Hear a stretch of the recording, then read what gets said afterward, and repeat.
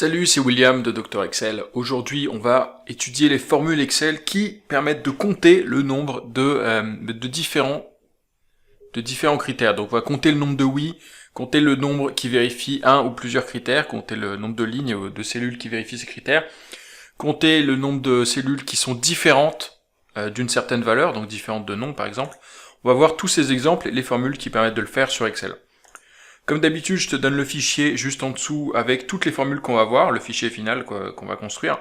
Comme ça, tu peux suivre, comme ça, tu peux cliquer en dessous le lien sous la vidéo, le télécharger et suivre avec moi avec déjà les formules sous les yeux.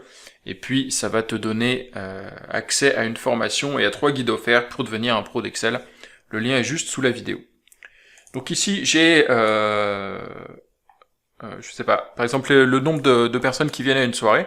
S'ils viennent, oui, non ou peut-être, ils savent pas encore. Et puis le nombre de personnes qui vont venir. Voilà, s'ils viennent avec toute leur famille, par exemple. Et nous, on veut compter le nombre de lignes, le nombre de personnes, le nombre de cellules qui vérifient un certain critère. On va commencer par compter le nombre de oui. Donc pour faire ça, je vais utiliser la fonction nb.si qui permet de compter dans une colonne le nombre de cellules qui vérifient un certain critère. Donc ici, je vais prendre toute la colonne qui contient est-ce que c'est présent ou pas. Premier critère. Donc, premier paramètre, c'est la plage dans laquelle je vérifie s'il y a un critère ou pas.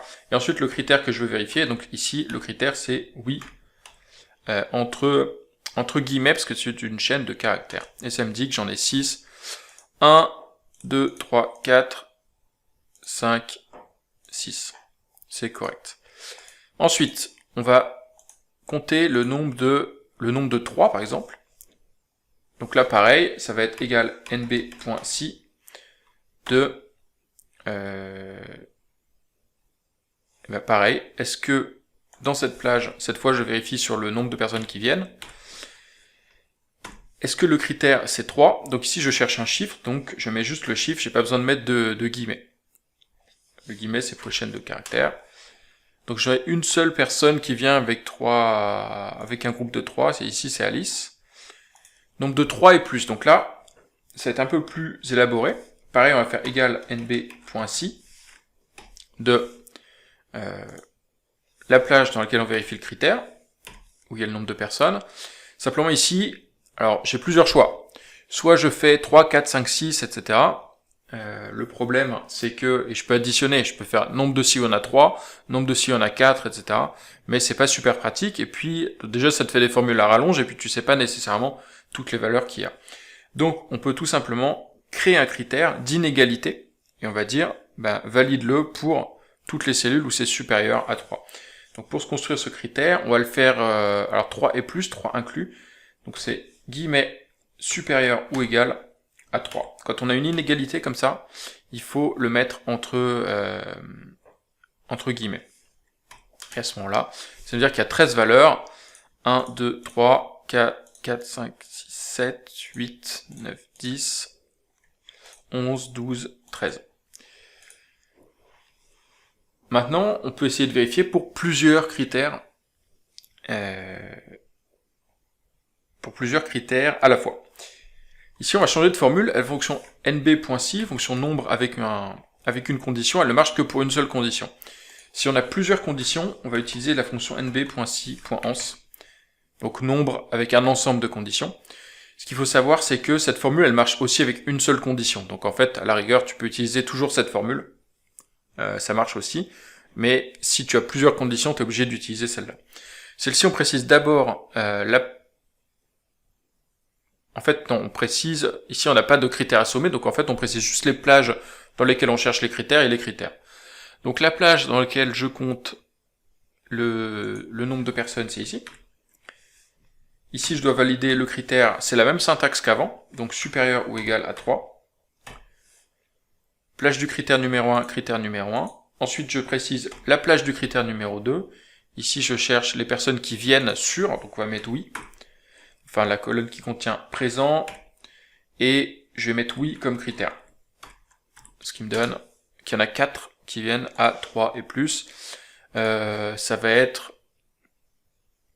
Bon, on va faire confiance, j'ai pas envie de le recompter ici, mais ça valide les deux critères à la fois. Donc ça va chercher est-ce que les personnes sont présentes ici, et est-ce que le groupe fait plus de 3 personnes, et ça renvoie le nombre ici.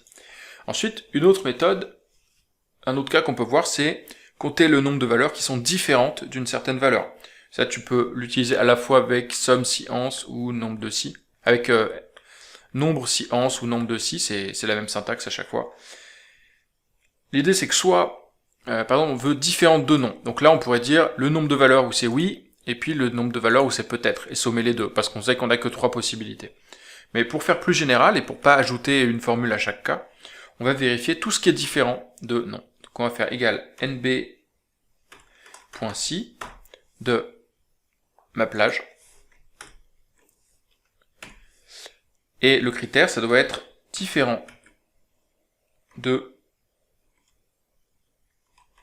non. Il me dit, j'ai 13 critères, j'ai 13 lignes où c'est différent de non. Effectivement, ça va être celle-ci, celle-ci, celle-ci, 3, 4, 5, 6, 7, 8, 9, 10, 11, 12. Et j'en ai oublié une quelque part.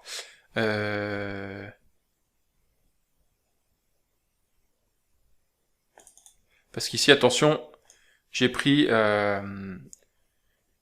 aussi l'entête. Il faut pas que je prenne l'entête, sinon ça me le compte. Alors attention, évidemment, à chaque fois, il faut faire attention à pas prendre les entêtes, parce que sinon ça va te compter une ligne.